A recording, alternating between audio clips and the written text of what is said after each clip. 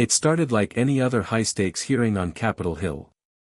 The air in the Oversight Committee chamber buzzed with anticipation. The chairs were filled, the cameras were rolling, and the political sharks were circling. Kash Patel sat still at the witness table, hands folded, eyes sharp. He wore a charcoal gray suit, crisp white shirt, and a tie just bold enough to make a statement without saying a word. You could feel the tension the moment he entered. Across from him sat Congressman Jamie Raskin, already flipping through a thick stack of papers. His brow furrowed as he scribbled something down, glancing up now and then at Patel with a look that said, "I'm ready to dismantle you." Chairman Jordan tapped the gavel. "This hearing will now come to order." Introductions were brief. The spotlight quickly swung toward Raskin. He adjusted his mic, leaned forward, and smiled like a man ready to make headlines. "Mr. Patel," Raskin began, "you've come here today with quite the reputation, spinning narratives, dodging subpoenas, and hiding behind executive privilege like it's some kind of invisibility cloak." A few chuckles rippled across the room. Kash didn't flinch. He just watched Raskin like a hunter watching a deer step into the open. Raskin continued, "Let's talk about the days leading up to January 6th, shall we?" "You were at the center of," Patel raised a hand, calm and firm. "With all due respect, Congressman," he said coolly, "if you're going to start with fiction, at least get the genre right." The room went dead silent. Chairman Jordan leaned back, eyebrows raised. Raskin blinked. "Excuse me."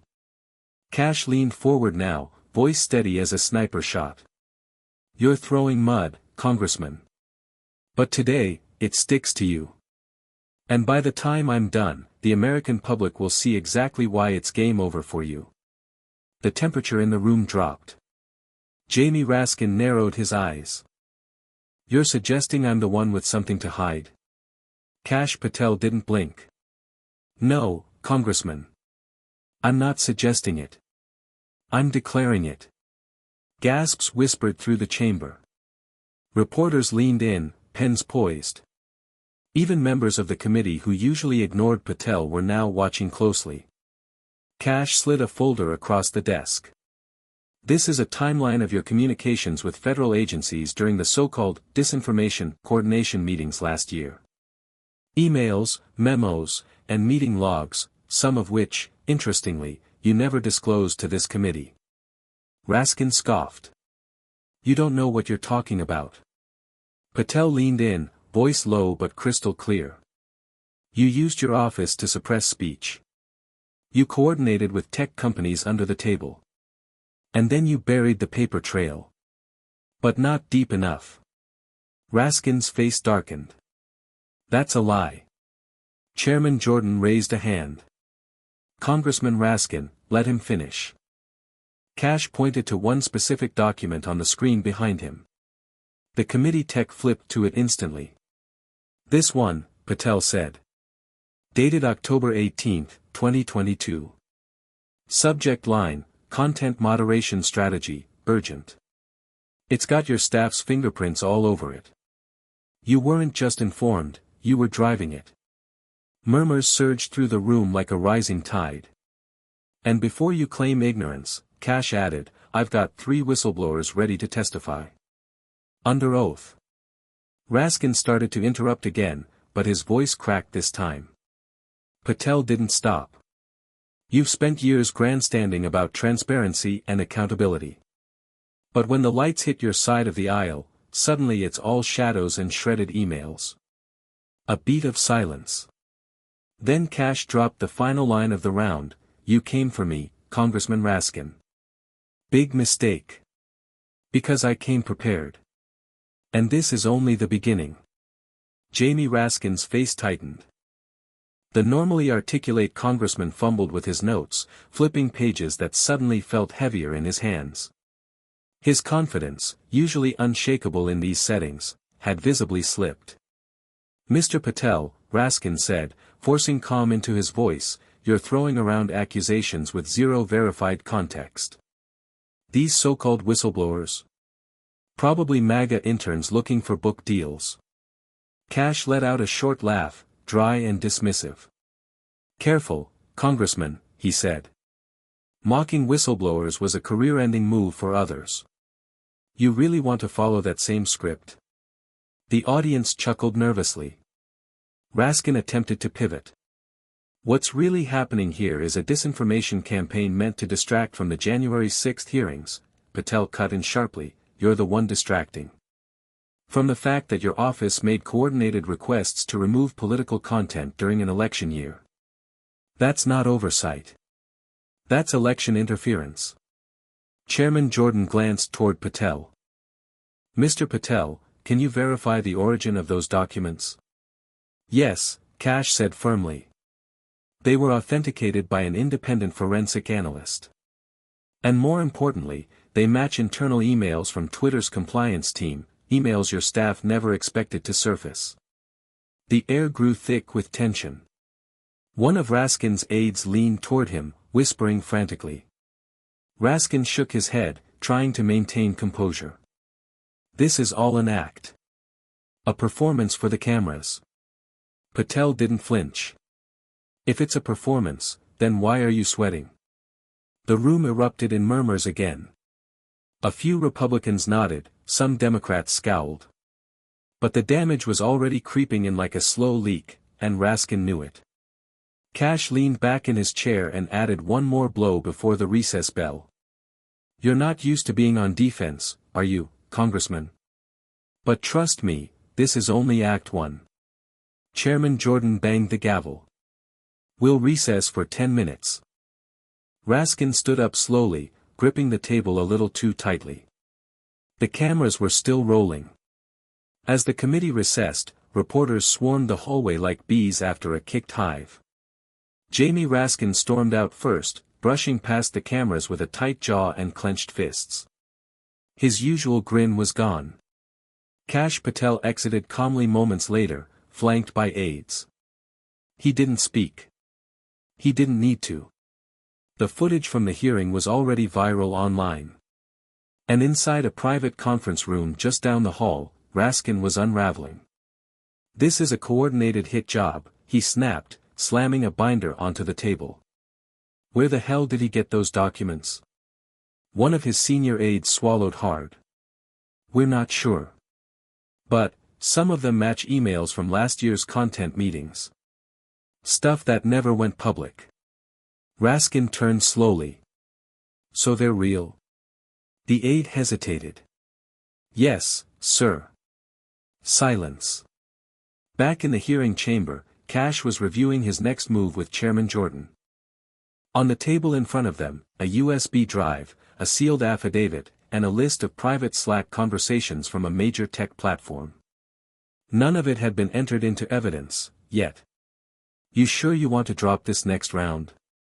Jordan asked, arching an eyebrow. Kash nodded. He came swinging. "But he forgot I've seen how the machine works from the inside. And I brought receipts." Down the hall, Raskin's legal counsel entered the room in a rush. "We've got a problem," she said. "There's chatter that one of the whistleblowers is a former DOJ staffer, one who was on a task force you briefed last year. If he testifies," Raskin ran both hands through his hair. "He won't. He can't." She looked at him, stone-faced. "He already agreed. And he's on the afternoon witness list." Raskin sat down slowly, almost deflated. For the first time in a long time, the political showman had no script. The committee room filled once again as the gavel banged sharply. Chairman Jordan's voice cut through the air. "We now resume the hearing. Mr. Patel, you may introduce your next witness." Kash Patel stood calmly and turned toward the chamber doors. "I call Mr. Daniel Kaiser to the stand." There was a collective pause. The name wasn't familiar to the press corps. But Jamie Raskin's face drained of color the moment he heard it. From the back of the room, a tall, clean-cut man in a navy suit stepped forward. His demeanor was steady, his steps confident. He took the oath with no hesitation and sat down, adjusting the microphone with military precision. Chairman Jordan leaned forward. Please state your full name and professional background for the record.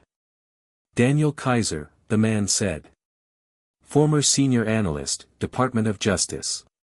Task Force on Digital Influence Operations. Served from 2019 until September of last year. A murmur ran through the room. Kash nodded and began his questioning. Mr.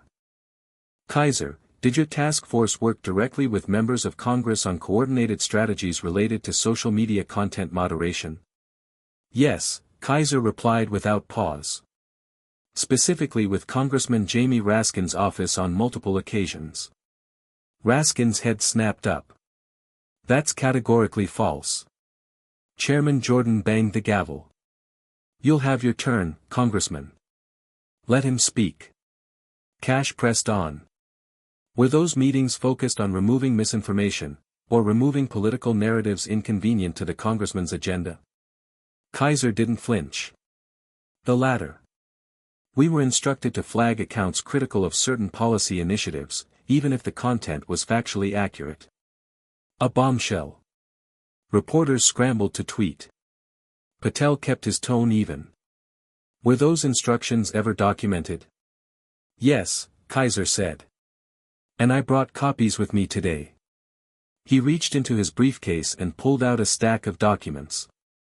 They were time-stamped emails, Slack chats, and meeting transcripts, all pointing to a disturbing trend. Chairman Jordan took one look and muttered under his breath, "This is bad." Raskin shot to his feet. "This is a circus. You're smearing my office with half-truths and disgruntled former staffers." Kash stood up slowly, eyes locked on Raskin. "No, Congressman. What's being exposed here is not a circus. It's your legacy. And the tent is collapsing." The crowd went still. Kaiser sat quietly, the evidence in plain view. And Jamie Raskin, once untouchable, suddenly looked very, very cornered. Jamie Raskin remained standing, his face pale, knuckles white as he gripped the table. His voice, usually full of conviction, now trembled ever so slightly. "This is a political hit job," he repeated. "That witness is disgruntled, biased, and clearly being used to advance a smear campaign." Chairman Jordan raised an eyebrow. "Mr. Raskin, if you have evidence to refute Mr. Kaiser's testimony, you'll be given your time. But as of now, these documents will be entered into the record." Kaiser nodded as a staffer collected the stack of files and handed them to the clerk. Patel took his seat again and leaned into the mic. "For the record, these documents were cross-referenced with internal archives from both the DOJ and Twitter. Metadata confirms their authenticity. And more are coming." The room buzzed louder now. Even Democratic members shifted uneasily in their chairs. A few whispered to staffers. The usual unity behind Raskin was fracturing. Raskin, his confidence slipping, turned to Kaiser in desperation. "You were never in the room when I gave direct orders. You're fabricating." Kaiser, calm and unmoved, replied, "You're right. I wasn't always in the room. But your staff forwarded everything. Meeting summaries. Slack discussions. Internal justification memos with your initials. You were the source, Congressman. I just followed the paper trail." Kash watched, arms crossed, then delivered the dagger. "You wanted to silence Americans in the name of safety. But what you really feared was dissent. And now that the truth is coming out, you're scrambling." Chairman Jordan nodded. "We'll convene a special subcommittee to review this testimony and all supporting evidence. Effective immediately." Raskin's aide slipped him a note, the kind written in panic. He read it. Blinked. And for the first time in his career on that stage, he sat down without a word. The cameras caught it all. The silence from Jamie Raskin wasn't just loud, it was historic. Outside the chamber, the media frenzy had hit fever pitch.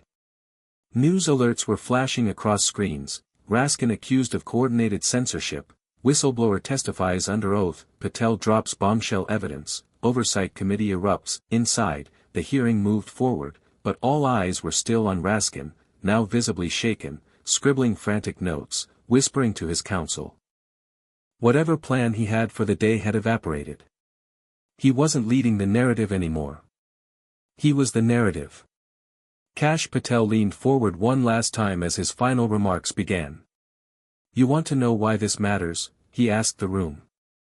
"Because millions of Americans were labeled threats, extremists, or conspiracists, just for speaking the truth or asking questions."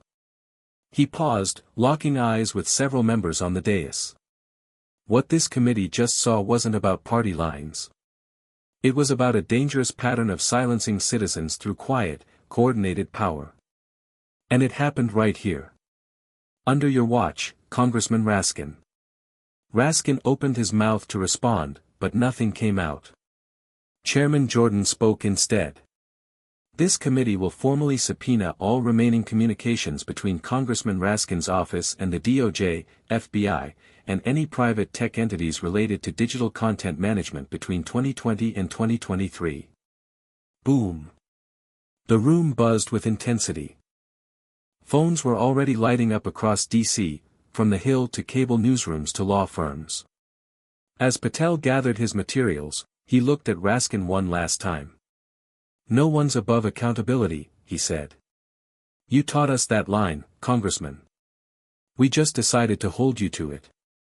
And with that, he stood, shook Chairman Jordan's hand, and walked out, his reputation sharper, Raskin's hanging by threads. Outside, a reporter shouted, "Mr. Patel, is this over?" Kash turned slightly, gave a calm half-smile, and replied, "Not even close." Back in Raskin's private office, the mood was electric, and not in a good way. Staffers were huddled around laptops, phones buzzing non-stop. Multiple House leadership aides had already called in. Some were demanding clarification. Others were warning, "Clean it up fast. Or step back." Raskin paced the room, tie loosened, sweat on his brow. "Tell me we've got something, anything, to discredit Kaiser," he snapped. His communications director shook her head slowly. "He's clean. No social media baggage. No political donations. Quiet service record. And those files he brought? DOJ headers. Authenticated metadata. Chain of custody intact." Raskin sat down hard. "Then we've got a problem," he muttered. Meanwhile, across the Capitol, Kash Patel was in a secure briefing with key committee members and legal advisors. "We're going to release a public summary of the evidence," Patel said. "Just enough to inform the people, without compromising whistleblower identities." Jordan nodded. "What about Raskin's reaction? Think he folds?" Kash looked at him, unwavering. "He's not built to survive without a script. And after today, there's no script left. Just damage control." Outside the office, reporters circled like hawks. The public had already decided, Kash Patel hadn't just held his ground, he'd dominated. And Raskin, once seen as a force in the House, was now branded with a single phrase that was trending nationwide, #Game Over for Raskin. Late that night, a message came in through Patel's encrypted channel. It was from a staffer. One who had once worked directly under Raskin. The message was short: "I saw more than what came out today. I'm ready to talk." Patel stared at the screen. His reply was even shorter: "Let's meet tomorrow." The next morning, in a quiet, guarded office 3 blocks from the Capitol, Kash Patel sat across from a young man in his early 30s. Nervous, fidgeting, eyes darting to the blinds every few seconds. His name was Liam Thorpe, former policy coordinator for Raskin's Digital Affairs Subcommittee. "Are you absolutely certain you're ready to do this?" Kash asked calmly. Liam nodded, swallowing hard. "I kept quiet for too long. But after what I saw yesterday, Raskin lying, pretending like none of it happened, I couldn't stomach it anymore." He placed a flash drive on the table. "This has the back-channel logs," he said. Direct messages between our office and third-party groups we use to push takedown requests to Twitter and Facebook. Not even the DOJ saw some of these. Raskin made sure of that. Kash leaned in.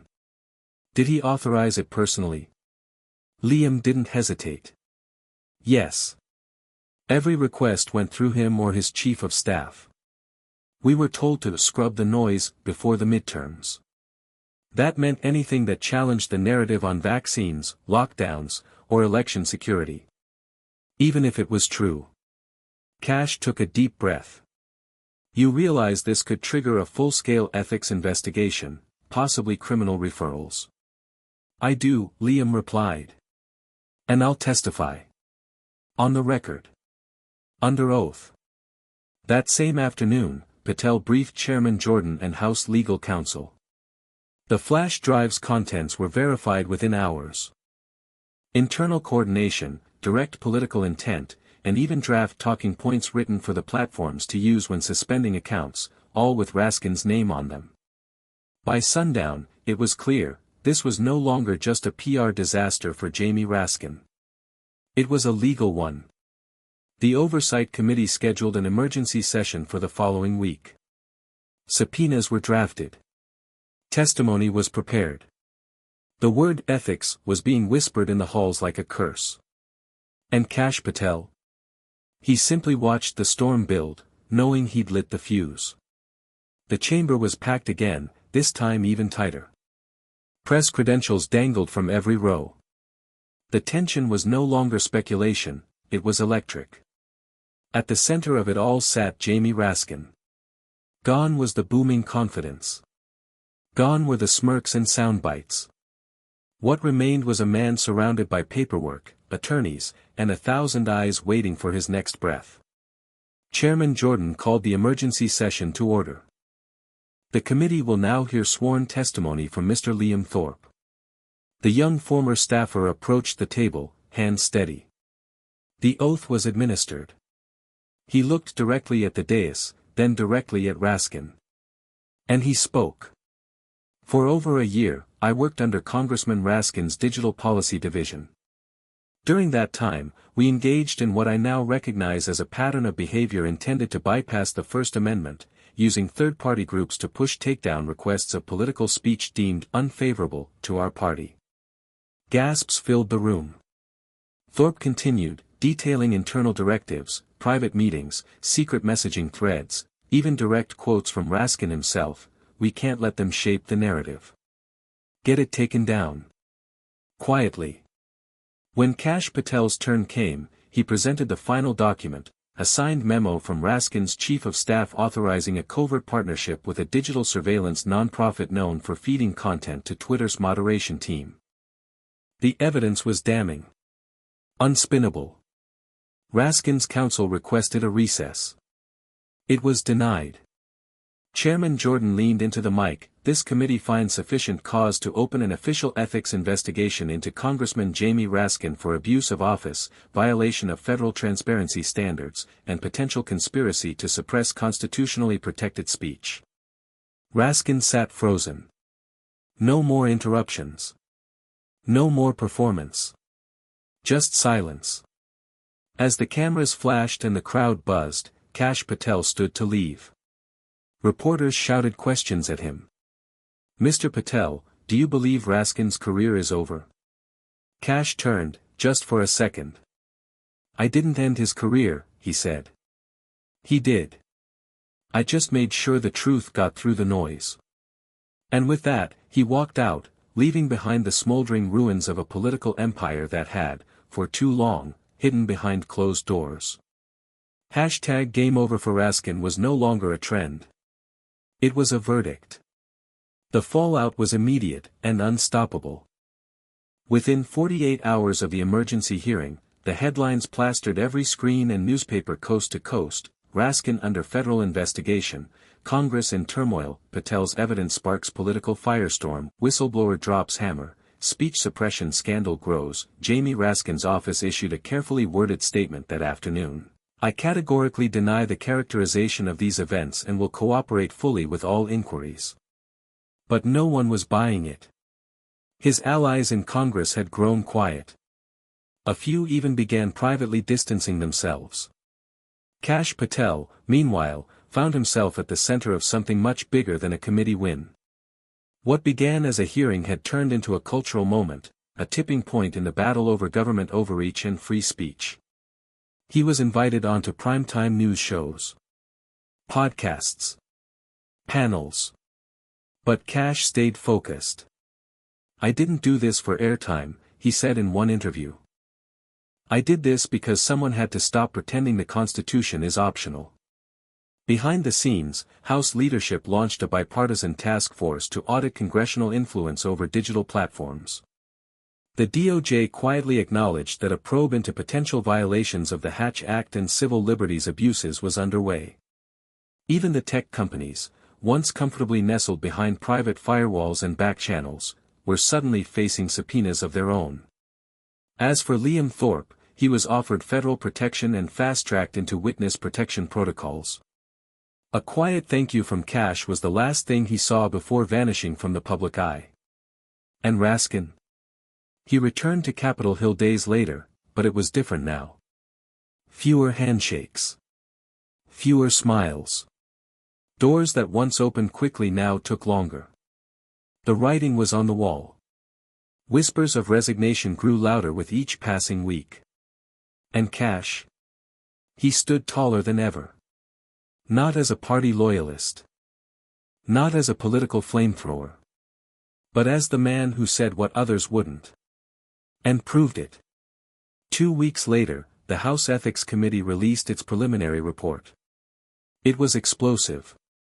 Citing substantial evidence of misconduct, the committee concluded that Congressman Jamie Raskin had knowingly participated in and directed efforts to suppress constitutionally protected speech through third-party proxies, in violation of federal standards and ethical obligations. The report recommended immediate censure and opened the door to criminal referrals. The Capitol was stunned. That same evening, Raskin held a press conference, his voice weary, his posture slumped, his trademark sharpness dulled. "I have always acted in the interest of protecting democracy," he said. "But if my actions crossed a line, I accept responsibility." But the words rang hollow. Because the damage was already done. Across the street, Kash Patel stood before a much smaller crowd, mostly journalists and supporters. No podium. No teleprompter. Just the man who triggered the chain reaction. "This was never about revenge," he said. "It was about accountability.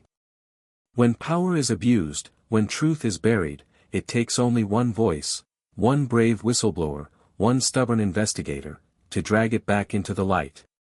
He paused, looking out toward the Capitol dome. "And let this be a warning," he added. "To every official who thinks the Constitution is something to rewrite, instead of something to uphold, your time will come too." Applause followed. But Patel didn't linger. He walked away from the spotlight, the same way he entered it, steady, focused, and unmoved by the storm he had survived. Days later, Jamie Raskin quietly submitted a letter of resignation. No cameras. No farewell tour.